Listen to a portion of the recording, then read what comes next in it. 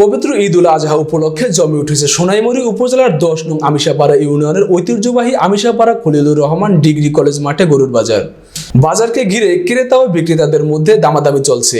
আমিশাপাড়া খলিলুর রহমান বিশ্ববিদ্যালয় কলেজ ছাত্রদলের সাবেক সিনিয়র সহসভাপতি আব্দুল করিম মামুন আমাদের নোয়াখালী জেলা প্রতিনিধি মনির হোসেন সজীবকে বলেন, এখানে অল্প মূল্যে ও ভালো মানে বিভিন্ন রকমের গরু পাওয়া যাচ্ছে।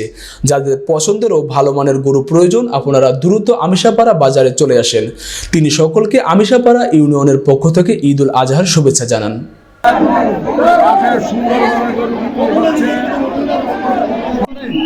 আমিশাপাড়া ইউনিয়ন ছাত্রদল যুবদল ও সহযোগী সংগঠনের ব্যারিস্টার মাহমুদুল হুকুম ভাইয়ের নির্দেশে আমরা এই গরু বাজার ইজারা নিয়েছি এবং এখানে কোনো চাঁদাবাজি নাই, কোনো সন্ত্রাস নাই এবং আমরাই সকল ক্রেতা এবং বিক্রেতাদেরকে অগ্রিম ঈদের শুভেচ্ছা জানাচ্ছি।